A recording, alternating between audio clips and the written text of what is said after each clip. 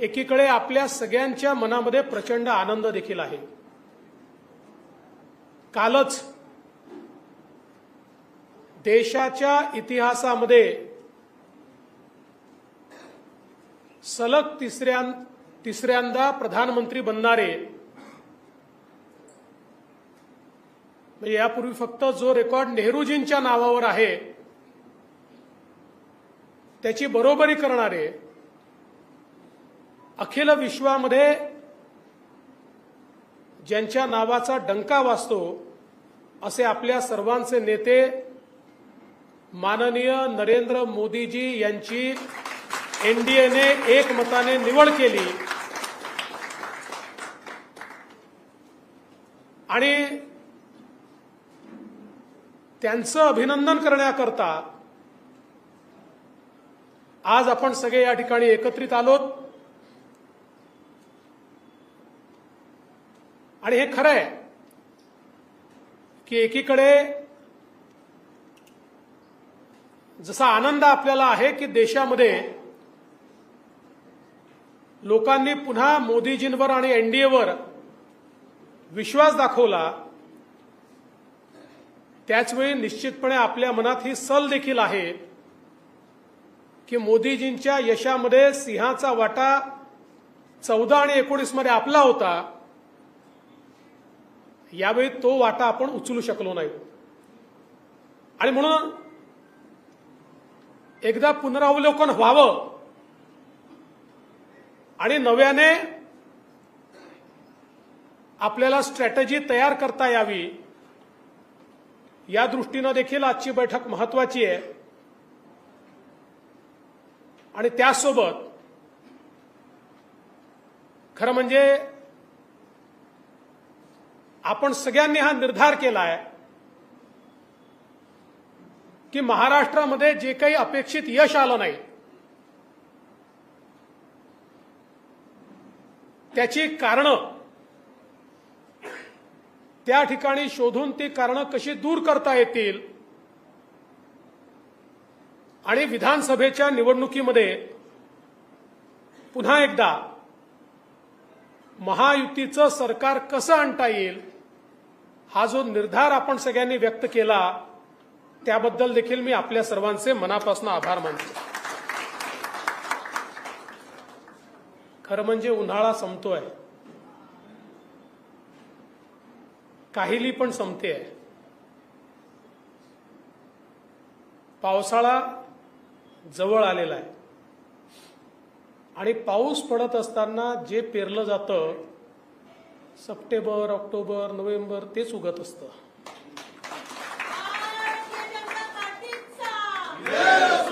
त्यामुळे आता नव्याने पेरण्याची वेळ या ठिकाणी आली आहे। आपण सगळ्यांनी माझ्यावर विश्वास व्यक्त केला, मी आपला आभारी आहे। पण एकच गोष्ट आपल्याला सांगतो, यशाचे बाप अनेक असतात, पण अपयशातही अपयश ताकदीनं अंगावर घ्यायचं असतं, ते पचवायचं असतं आणि नवीन निर्धार करायचा असतो। आणि म्हणून या निवडणुकीमध्ये भारतीय जनता पक्षाचं नेतृत्व मी करत असल्यामुळे मी हे सांगितलं की हो, या अपयशाची जबाबदारी माझी आहे। कारण पक्षाने, आणि मी दोन्ही अध्यक्षांचं अभिनंदन करेन, बावनकुळेजी आणि आशिष शेलारजी, आणि पक्षाच्या कार्यकर्त्यांचं अभिनंदन करेल की आपण सगळ्यांनी अतिशय उत्तम काम या ठिकाणी केलं। केवळ पॉलिटिकल अर्थमॅटिकमध्ये आम्ही कुठेतरी कमी पडलो आणि मी ते कसं पडलो हे सांगणार आहे। आणि त्याच वेळी मी जेव्हा हे सांगितलं की मला मोकळं करून काम करायची संधी द्या, त्यावेळी ते निराशेतून बोललो नाही। देवेंद्र फडणवीस हा पळणारा व्यक्ती नाहीये, हा लढणारा व्यक्ती आहे। अरे आमची प्रेरणा काय आहे?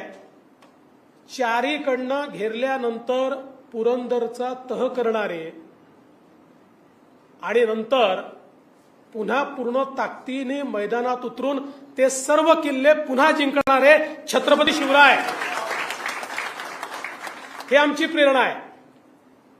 त्यामुळे कोणाला जर असं वाटलं असेल की मी निराश झालो किंवा भावनेच्या भरात बोललो तर ते सत्य नाही. हे आज पुन्हा एकदा आपल्याला सांगतो. तर माझ्या डोक्यात काही स्ट्रॅटेजी होती, आजही आहे. आता आपण सगळ्यांनी विश्वास या ठिकाणी दाखवलाय, पण मी माननीय अमितभाई शहा यांना भेटून आलो. त्यांनाही माझ्या डोक्यात काय ते सांगितलं. अर्थात त्यांची भूमिका काही तुमच्यापेक्षा फार वेगळी नव्हती, पण त्यांनी मला सांगितलं की आता पहिले हे सगळं काम चालू द्या, मग नंतर आपण काय ब्ल्यूप्रिंट तयार करायची आहे महाराष्ट्राची ती तयार करू. आणि त्यामुळे कुठल्याही परिस्थितीत, म्हणजे याही किंवा त्याही किंवा कुठल्याही परिस्थितीमध्ये एक मिनिट देखील मी शांत बसणार नव्हतो आणि बसणार नाहीये. त्यामुळे आता हे निश्चित सांगतो की आता तर मी काम करतोच आहे आणि ते करणारच आहे. पण हे सगळं आपण जर बघितलं तर ज्याचा मी उल्लेख केला की देशामध्ये ज्या प्रकारे मोदीजींना जनतेने समर्थन दिलं आणि तिसऱ्यांदा एनडीएचं सरकार आलं आणि त्याच वेळी ओरिसामध्ये आपलं सरकार येणं, आंध्र प्रदेशमध्ये एनडीएचं सरकार येणं, अरुणाचलमध्ये आपलं सरकार येणं, या सगळ्या गोष्टी अतिशय स्पष्टपणे काय सांगतायत हे आपण सगळ्यांनी बघितलं पाहिजे. आणि सगळ्यात महत्वाचं जे काल मोदीजी बोलले, काही लोक विजयाचा नरेटिव्ह तयार करतात. विजयाचा नरेटिव्ह तयार करणाऱ्याची बोलती एकाच वाक्याने बंद झाली की त्यांना 3 निवडणुका मिळून जेवढे सीट मिळाल्या त्यापेक्षा जास्त, म्हणजे 14ला, 19ला आणि 24ला 3 निवडणुका मिळून त्यांना जेवढ्या जागा मिळाल्या त्यापेक्षा जास्त जागा या एकाच निवडणुकीमध्ये देशामध्ये भारतीय जनता पक्षाला मिळाल्या. आणि अख्ख्या इंडिया आघाडीला जेवढ्या जागा मिळाल्या त्यापेक्षा जास्त जागा या भारतीय जनता पक्षाला मिळाल्या. आपण जर महाराष्ट्राचा विचार केला, महाराष्ट्रामध्ये देखील मी ज्याला पॉलिटिकल अर्थमॅटिक म्हटलं ते का महत्वाचं आहे, तर महाराष्ट्रामध्ये महाविकास आघाडीला मिळालेली मतं 43.9% आणि महायुतीला मिळालेली मतं 43.6%, म्हणजे अर्धा टक्काही नाही, 0.3% एवढी फक्त मतांमधली गॅप आहे. पण त्याचा परिणाम असा आहे की तिकडे 31 आहेत आणि इकडे 17 आहेत. हे पॉलिटिकल अर्थमॅटिक हे आपण या ठिकाणी समजून घेतलं पाहिजे की महाविकास आघाडीला 2,50,00,000 मतं आहेत, आपल्याला 2,48,00,000 मतं आहेत. याचा अर्थ काय आहे, तर केवळ 2 लाख मतं त्यांना आपल्यापेक्षा अधिक मिळाली आहेत. पण जागांमध्ये मात्र ट्रान्सलेट होताना ते मोठ्या प्रमाणात झाले आहे. आणि ते का झाले आहेत हे देखील मी आपल्याला सांगणार आहे. मुंबईचा विचार केला तर मुंबईमध्ये त्यांना 24 लाख मतं आहे आणि आपल्याला 26 लाख मतं आहेत. 2 लाख मतं आपल्याला मुंबईमध्ये अधिक आहे, पण त्यांना 4 जागा मिळाल्या आणि आपल्याला 2 जागा मुंबईमध्ये या ठिकाणी मिळालेल्या आहेत. खरं म्हणजे याचं विश्लेषण जर आपण केलं, पहिली गोष्ट, आपण केवळ 3 पक्षांशी लढत नव्हतो, आपण एका चौथ्या पक्षाशी लढत होतो आणि तो चौथा पक्ष होता खोटा नरेटिव्ह. ज्या नरेटिव्हला आपल्याला वाटलं या 3 पक्षांना रोखलं तर आपला विजय होईल, पण आपल्या लक्षात आलं नाही की चौथा पक्ष जो यांच्याकरता काम करतो आहे त्याला आपण रोखू शकत नाही किंवा रोखू शकलो नाही किंवा त्याची तयारीच आपण केली नाही. आणि मग आपण सगळ्यांनी बघितलं, संविधान बदलणार, संविधान बदलणार संविधान बदलणार हा विषय इतका खालपर्यंत गेला आणि त्या मनाने आपण त्याला इफेक्टिव्हली काउंटर केलं नाही.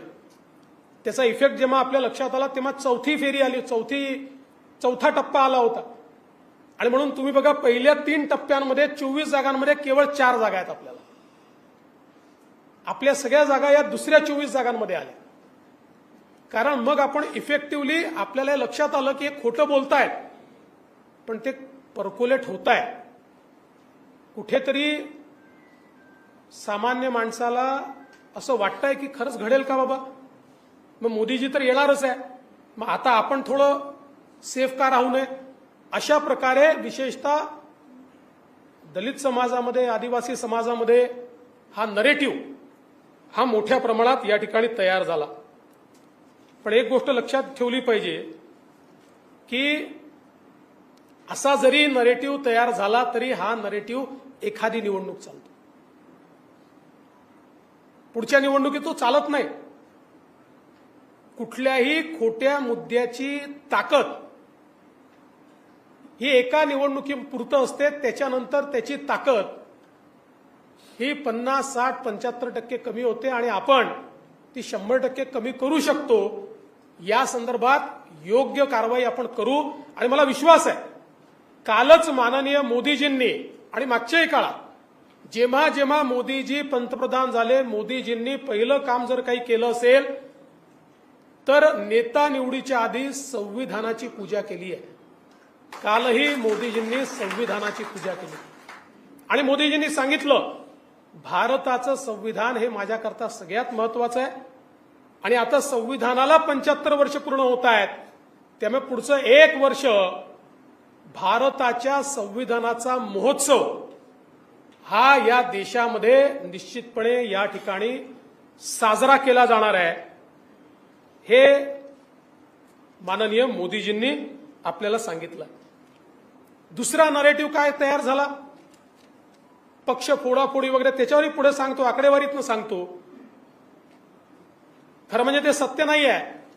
उलट जर त्यांच्या यशाचं आपण डिसेक्शन केलं तर त्यांना कुठे मतं मिळाली आणि कुठे नाही मिळाली यातनंच हा नरेटिव्ह किती फोल आहे हे आपल्या लक्षात निश्चितपणे येईल.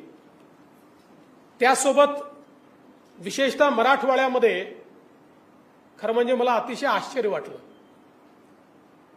नरेटिव्ह तयार केला मराठा समाजात.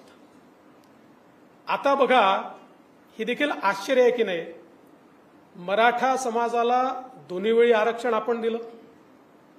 मराठा समाजामध्ये त्या ठिकाणी सारथी संस्था असेल, अण्णासाहेब पाटील आर्थिक विकास महामंडळ असेल, फी सवलतीची योजना असेल, हॉस्टेलची योजना असेल, स्वाधारची योजना असेल, या सगळ्या गोष्टी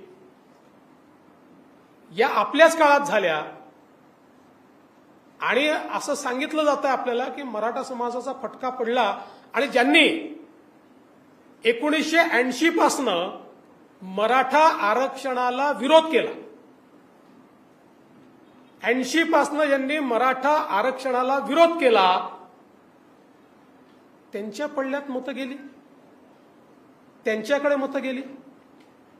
याचा अर्थ काय? याचा अर्थ एवढाच आहे की हे पण टिकणार नाहीये, हाही बुद्धिबळ टिकणार नाहीये.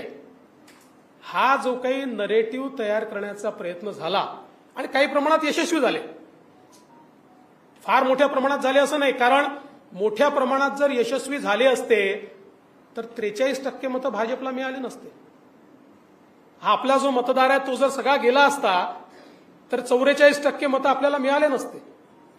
किंवा एकूण जर आपण 2019च्या मतांशी भाजपाचंच कंपॅरिझन केलं तर आत्ताच बावनकुळे साहेबांनी सांगितलं की आपले प्रत्यक्ष मतं हे त्यापेक्षा वाढले आहे आणि टक्केवारीचा विचार केला तर 1% आपले कमी झाले.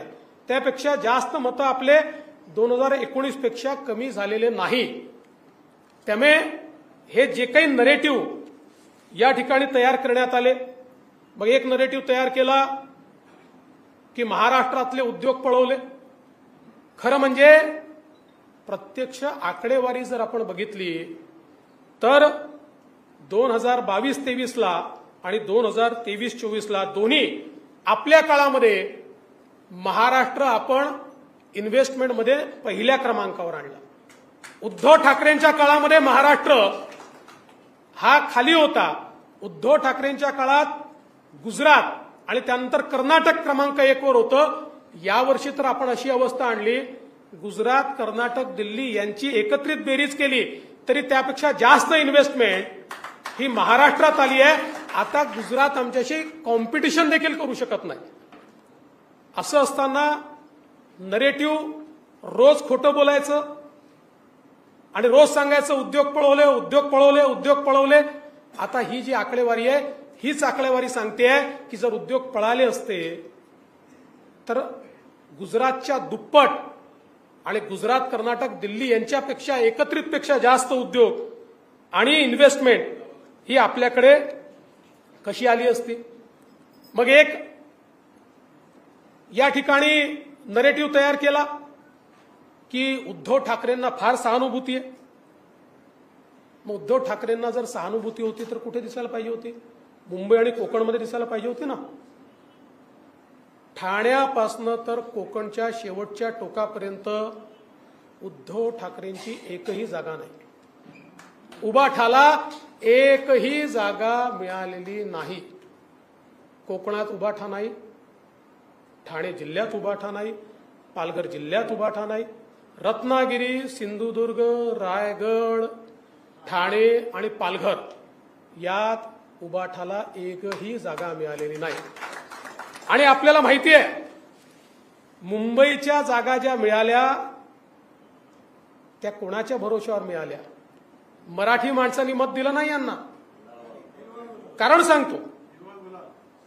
सांगतो मराठी माणसांनी वोट दिलं असतं तर दक्षिण मुंबईमध्ये, वरळीमध्ये, जिथे आदित्य ठाकरेंची कॉन्स्टिट्युएन्सी आहे, फक्त 6,000 मतांचा लीड आहे. मराठी माणसांनी मतदान जर त्या ठिकाणी केलं असतं तर शिवडीमध्ये यांनी 30, 35, 40,000 मतांची लीड घ्यायला हवी होती. जर मराठी माणसांनी मतदान त्यांना केलं असतं तर ईशान्य मुंबईमध्ये विक्रोळी आणि भांडूप पिऊन 60,000 मतांचा लीड त्यांनी घ्यायला पाहिजे होता. नाही घेऊ शकले. 7 आणि 8,000वर त्या ठिकाणी थांबले. याचा अर्थ मराठी माणूस त्यांच्यासोबत गेला नाही. पॉलिटिकल अर्थमॅटिकमध्ये त्यांनी केवळ एका विशिष्ट समाजाच्या मतांवर, काही जागांवर एखाद्या विधानसभेमध्ये इतकी प्रचंड आघाडी घेतली की त्याच्या आधारावर त्यांना निवडून येता आलं. आणि मगाशी नितेश म्हणाले खरं आहे, त्यांनी त्याची कबुली पण दिली. कारण खासदार बंडू जाधव म्हणाले की मला मराठा समाज, दलित समाजापेक्षा देखील मी निवडून आलो तो मुस्लिम समाजामुळे निवडून आलो. हे त्यांचं वक्तव्य आपण सगळ्यांनी ऐकलंय. त्यामुळे एकूणच जर आपण बघितलं तर मुंबई, MMR रिजन किंवा कोकणामध्ये या ठिकाणी उबाठाला लोकांनी हद्दपारच केलाय, हे देखील आपण लक्षात घेतलं पाहिजे. आता आपण बघा, ज्या जागा आपण हारलोय त्या ठिकाणी जी मुंबई मध्य उत्तर जागा होती 1% कमी मतांनी हारलो. ईशान्य मुंबई 3% कमी मतांनी हारलो. अमरावती सारख्या जागात 3% कमी मतांनी हारलो. भिवंडी, आता या सगळ्या जागांचं किंवा आपण जर धुळ्याची जागा बघितली, या सगळ्या जागांचं, म्हणजे मी उदाहरणादाखल सांगतोय, या सगळ्या जागांचं विश्लेषण केल्यानंतर हे जे 1%, 1.5%, 2% आपण हारलोय, हे कुठून हारलोय? आपला मतदार गेला नाही, ऍडिशनल मतदार आपल्याकडे आलेला आहे, पण हे कुठून हारलो हे आता आपल्या सगळ्यांच्या निश्चितपणे या ठिकाणी लक्षात आलं असेल.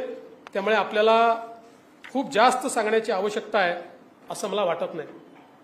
आपण बघितलं धुळ्यासारखी जागा, धुळ्यासारख्या जागेवर मालेगाव मध्यमध्ये 1,94,000चा लीड मिळाला. 1,98,000 मतदान झालं, त्यातले 4,000 मतं आपल्याला आणि 1,94,000 त्यांना.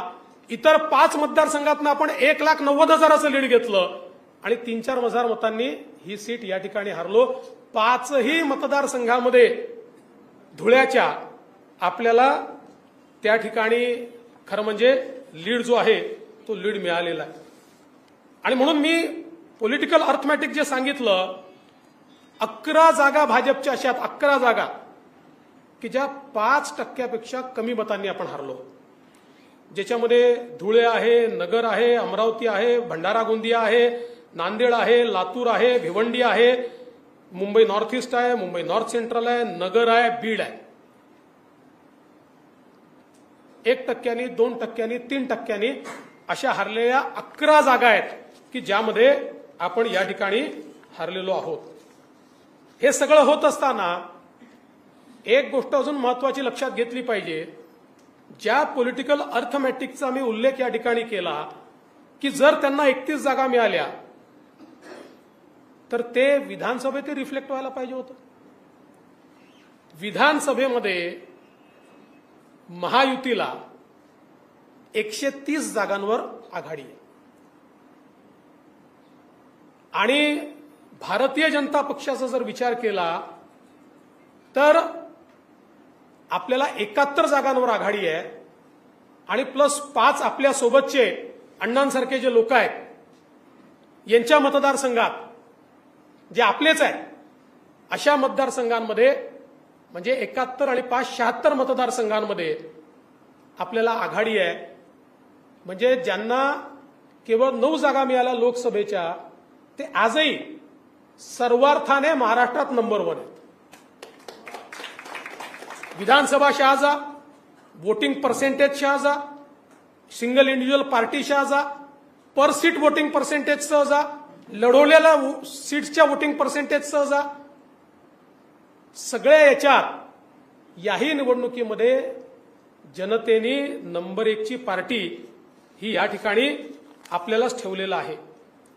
आणि खरं म्हणजे भरपूर स्टॅटिस्टिक्स माझ्याकडे आहे, पण हे स्टॅटिस्टिक्स सांगण्याकरता नाही आहे, इम्प्लिमेंट करण्याकरता आहे. माझी तुम्हाला एकच विनंती आहे, कधी कधी पराजय होतो, पण पराजय झाल्यानंतर एकमेकाच्या डोक्यावर खापर फोडू नका. ठीक आहे, आपली काही मतं आहेत, आपल्यालाही काही ठिकाणी समन्वयाचा अभाव आढळला, तो टिपलेला आहे, तो काही जाहीरपणे बोलण्याची आवश्यकता नाही आहे. जो समन्वयाचा अभाव आपल्याला दिसलेला आहे त्या पक्षाच्या नेत्यांना मी सांगणार आहे की या मतदारसंघात या आमदाराच्या घेतल्यात या आमदाराकडे आम्हाला त्या ठिकाणी समन्वयाचा अभाव दिसला. आज वेगवेगळे नरेटिव्ह तयार होत आहेत. शेवटी आपली मदत आपल्या मित्रपक्षांना झाली आहे, मित्रपक्षांची मदत आपल्याला झालेली आहे. आज आपण जर बघितलं तर शिवसेनेसारखा आपला जो काही जीवाभावाचा मित्र आहे, शिवसेनेच्या ज्या काही 7 जागा निवडून आलेल्या आहेत, आज बुलढाणासारख्या जागेवर संजय कुटे, आकाश पुणकर यांच्या मतदारसंघातली मतं तुम्ही बघा, इतक्या मोठ्या प्रमाणात ती मतं असतील, त्या मतांमुळे त्या ठिकाणी फायदा झालेला आहे. इचलकरंजीमध्ये अण्णांच्या मतदारसंघात एकट्या 42,000 मतं आपल्याला त्या ठिकाणी जास्त आहेत. किंवा नॉर्थ ईस्टचा जर आपण विचार केला तर नॉर्थ ईस्टमध्ये आमच्या ठाकूरताईंच्या इथे 23,000ची लीड आहे, तेव्हा 48 मतांनी ती सीट आलेली आहे. आपण जर बघितलं तर आपल्या लोकांनी प्रामाणिकपणे मित्रपक्षांचं काम त्या ठिकाणी केलेलं आहे. त्यांच्या जागा जर आपण बघितल्या, मावळसारख्या जागेवर चिंचवडमध्ये आपल्याला अतिशय चांगली लीड आपण त्या ठिकाणी दिलेली आहे, पनवेलला आपण लीड दिलेली आहे. त्यामुळे याचं विश्लेषण, आणि त्याचवेळी जळगावसारखी आपली जागा जी आपण अत्यंत चांगल्या मताने जिंकलो आहोत, तिथे त्यांच्या आमदारांच्या मतदारसंघात चांगली लीड आपल्याला मिळालेली आहे. आज आपण जर बघितलं तर मीरा भाईंदर सारखं शहर आहे, त्या ठिकाणी अर्धा शिवसेनेचा आमदार आहे, एक आमदार आपल्यासोबतचा आहे, जवळपास 1,00,000 मतांची लीड त्या ठिकाणी आहे.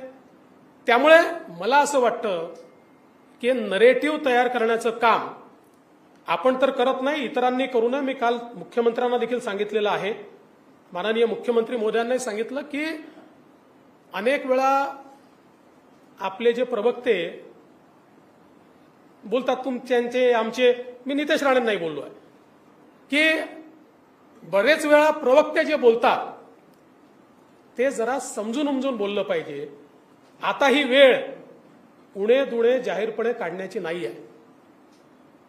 आज आपण बघितलं असेल तर राष्ट्रवादी काँग्रेसचे तटकरे जी निवडून आले, पेणसारख्या आपल्या मतदारसंघामध्ये अतिशय चांगली मतं त्या ठिकाणी मिळाली. इमानदारीने सगळ्यांनी काम केलं. त्यामुळे एकमेकाला सोबत घेऊन चालणं हे अत्यंत महत्वाचं आहे.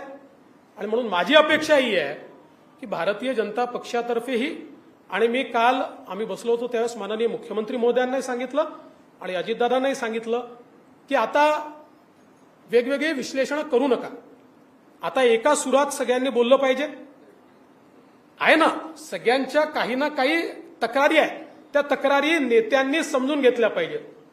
आता बाहेरचं कशाला, आपल्याच मतदारसंघामध्ये ईशान्य मुंबईमध्ये 2 दिवसात 2 न्यूज आल्या.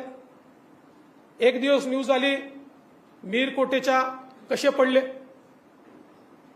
कोणी काम नाही केलं. मग दुसऱ्या दिवशी न्यूज आली दुसऱ्यांनी कसं काम नाही केलं. आता अशा प्रकारच्या बातम्या, या पेरण्याचं काम, या बातम्या त्या ठिकाणी जाहीरपणे आणण्याचं काम, या सगळ्या गोष्टी कुठेतरी पक्षाकरता योग्य नाही आहेत, महायुतीकरता योग्य नाही आहेत. म्हणून माझी आपल्या सगळ्यांना विनंती आहे, एकच गोष्ट लक्षात ठेवा, तुमच्या समोर मांडलेलं जे स्टॅटिस्टिक्स मी आहे, म्हणजे वेन वी परफॉर्म वर्स्ट असं जेव्हा म्हटलं जातं त्याही वेळी आपली ही स्थिती आहे. 130 जागा, खरं म्हणजे ते थोडं कन्फ्युजन, 133 जागा होतील कदाचित त्या. म्हणजे अशाही परिस्थितीमध्ये आम्ही इतक्या जागांवर जर पुढे आहोत तर विधानसभेमध्ये हे बदलणं कठीण नाही आहे. कारण मी सांगितलं, खोट्या नरेटिव्हची जी काही लाईफ असते ती संपली आहे. ताकदीनं आपण पुढे गेलो तर मला विश्वास आहे, 100% विश्वास आहे की या विधानसभेमध्ये किती मतांचा फरक करायचा आहे, 3-3.5% मतं. 51% करता 3-3.5% मतांचा फरक करायचा आहे. सगळ्यांनी ताकद लावली तर आपली ताकद नाही का 3-3.5% मतं बदलवायची. मी तुम्हाला सांगू, 3-3.5% नाही, जे काही पॉलिटिकल अर्थमॅटिक आहे 1.5% मतं अजून आपली मतं जी लोकसभेत मिळाली ती कायम ठेवून 1.5% मतं अधिक मिळवली तरी आपण विधानसभा स्वीप करू. आणि म्हणून मला असं वाटतं, एकीकडे हा आनंद निश्चित आपण मनवला पाहिजे की माननीय मोदीजी देशाचे 3ऱ्यांदा प्रधानमंत्री होत आहेत. आणि काल त्यांनी सांगितलं आहे, पहिले 10 वर्ष हा ट्रेलर होता, असली पिक्चर अभी बाकी आहे. आणि मला विश्वास आहे की आपण सगळे पूर्ण ताकदीने मैदानात उतरू, आपल्या मित्रांना घेऊन मैदानात उतरू. माननीय मुख्यमंत्री एकनाथराव शिंदेजी असतील, अजितदादा असतील, सगळे मिळून मैदानात उतरू आणि पुन्हा एकदा मैदान फत्ते करू, हा मला विश्वास आहे. आपण सगळ्यांनी मिळून जो विश्वास माझ्यावर दाखवला, मी त्याबद्दल आपल्या सगळ्यांचे आभार मानतो. खरं म्हणजे तो तुम्ही दाखवला नसतात तरी मला हे माहितीच होतं की तुमचं विश्वास आणि प्रेम माझ्यावर आहे. फक्त